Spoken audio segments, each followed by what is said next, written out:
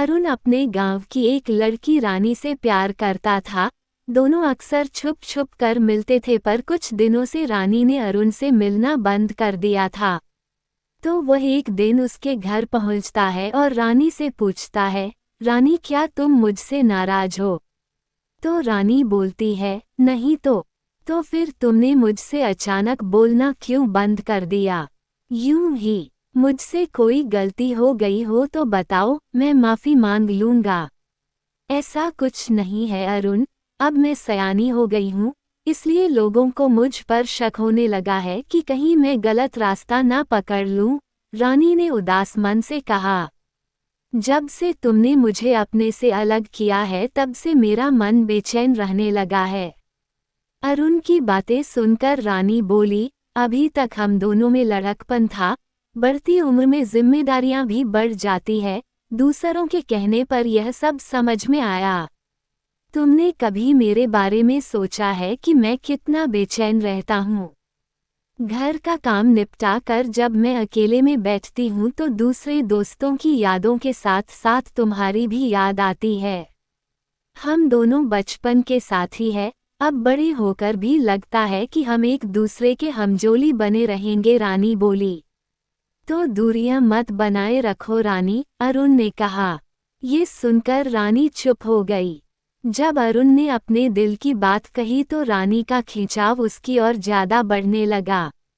दोनों अपने शुरुआती प्यार को दुनिया की नज़रों से छिपाने की कोशिश करने लगे, लेकिन जब दोनों के मिलने की खबर रानी की मां राजकुमारी को लगी तो उसने चेतावनी देते हुए कहा कि वह अपनी हद में ही रहे।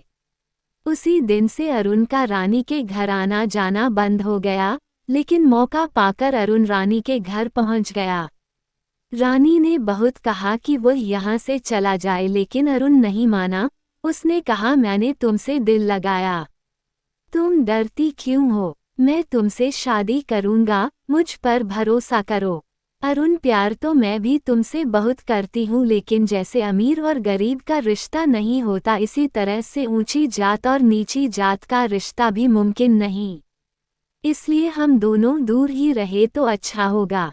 अरुण पर इस बात का कोई असर नहीं पड़ा। वह आगे बढ़ा और रानी को बाहों में भरकर चूमने लगा।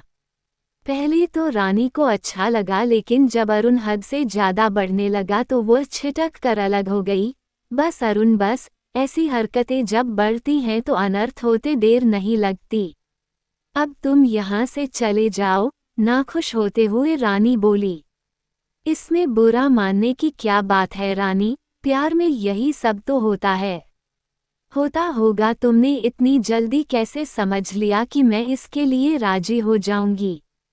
बस एक बार मेरी प्यास बुझा दो, मैं दोबारा नहीं कहूँगा। शादी से पहले ऐसा सब कुछ होता है। नहीं अरुण, कभी नहीं। इस तरह अरुण ने रानी से कई बार छेड़खानी की कोशिश की, पर कामयाबी नहीं मिली। कुछ दिन बाद रानी के माता पिता दूसरे गांव में गए थे।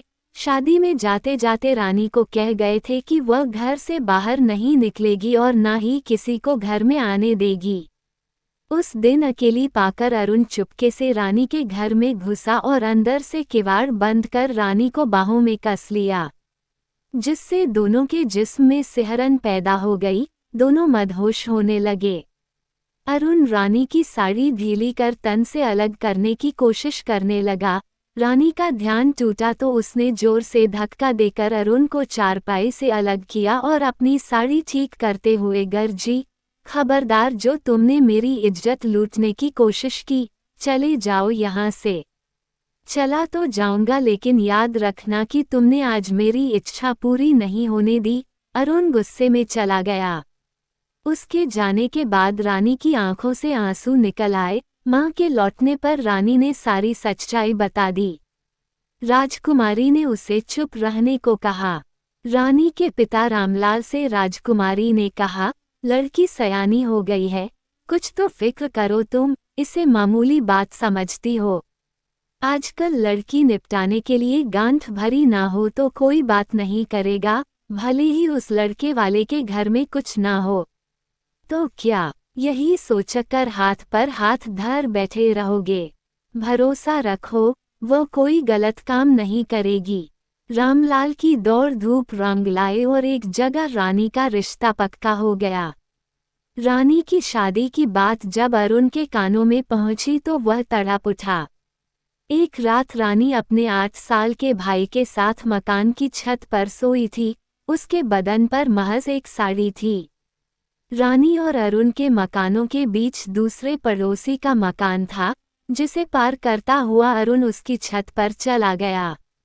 अरुण रानी के बगल में जाकर लेट गया। रानी की नींद खुल गई, देखा कि वह अरुण की बाहों में थी। पहले तो उसने सपना समझा, पर कुछ देर में ही चेतना में लौटी तो वह सब कुछ समझ गई। उसने अरुण की बेजा हरकतों पर ललकारा, चुप रहो रानी, शोर करोगे तो सबको पता चल जाएगा, बदनामी तुम्हारी होगी। मैं तो कह दूंगा कि तुमने रात में मुझे मिलने के लिए बुलाया था। कहते हुए अरुण ने रानी का मुंह हथेली से बंद कर दिया। इसके बाद अरुण रानी के साथ जोर जबरदस्ती करता रहा और वह चुपचाप लेटी रही। रानी की आंखें दबदबा गई। उसने कहा, अरुण आज तुमने मेरी सारी उम्मीदों को खाक में मिला दिया। आज तुमने मेरे अरमानों पर गहरी चोट पहुंचाई है। मैं तुमसे प्यार करती हूँ, करती रहूंगी, लेकिन अब मेरी नज़रों से दूर हो जाओ, कहकर वह रोने लगी। उसी समय पास में सोए रानी के छोटे भाई की नींद खुली। माँ माँ का शोर करते हुए वह छत से नीचे चला गया और वहाँ का देखा हाल माँ को सुनाया। दोनों चिल्लाते हुए सीढ़ी से छत की ओर भागे। उनकी आवाज़ सुनकर अरुण रानी को छोड़कर भाग गया। दोनों ने ऊपर पहुंचकर जो नज़ारा देखा तो दोनों के रोंगटे खड़े हो गए। माँ ने बेटी को संभाला, बाप छत पर से अरुण को गालियां देता रहा। दूसरे दिन पंचायत बैठाने के लिए रानी के पिता रामलाल ने ग्राम प्रधान गजेंद्र प्रसाद से गुजारिश करते हुए पूरा मामला बतलाया और पूछा, हम लोग पुलिस थाने में शिकायत दर्ज कराना चाहते हैं। आप हमारे साथ चलेंगे तो पुलिस कार्रवाई करेगी, वरना हमें टाल दिया जाएगा। रामलाल, मैं थाने चलने के लिए तैयार हूँ, लेकिन सोचो क्या इससे तुम्हारी बेटी की गई इज्जत वापस लौट आएगी। फिर हम क्या करें प्रधान जी?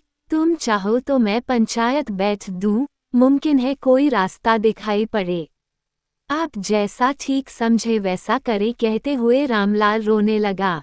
दूसरे दिन गांव की पंचायत बैठी। गांव के कुछ लोग ऊंची जात के पक्ष में थे तो कुछ दलितों के पक्ष में।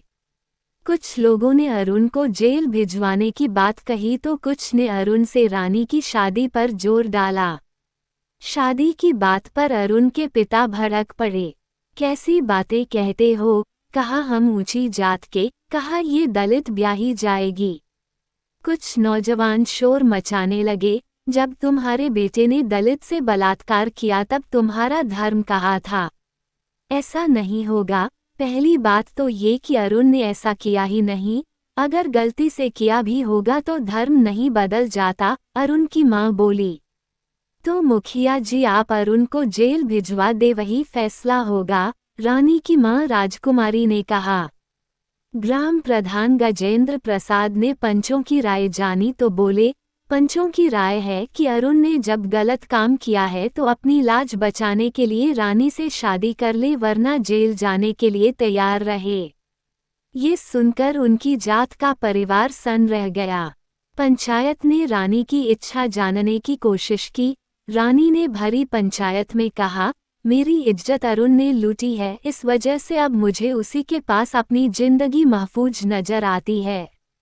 गंदे बर्ताव की वजह से मैं अरुण से शादी नहीं करना चाहती थी, लेकिन अब मैं मजबूर हूँ, क्योंकि इस घटना को जानने के बाद अब मुझसे कोई शादी नहीं करना चाहेगा। अरुण के पिता ने दुखी मन से कहा, मेरी इच्छा तो रानी की शादी वैसी दरिंदे अरुण के साथ करने की नहीं थी, फिर भी मैं रानी की शादी अरुण से करने को तैयार हूँ। रानी व अरुण के घर परिवार में शादी पर रजामंदी हो जाने पर पंचायत ने भी ये गुनाहों का रिश्ता मान लिया और दोनों की शादी कराने का फैसला किया।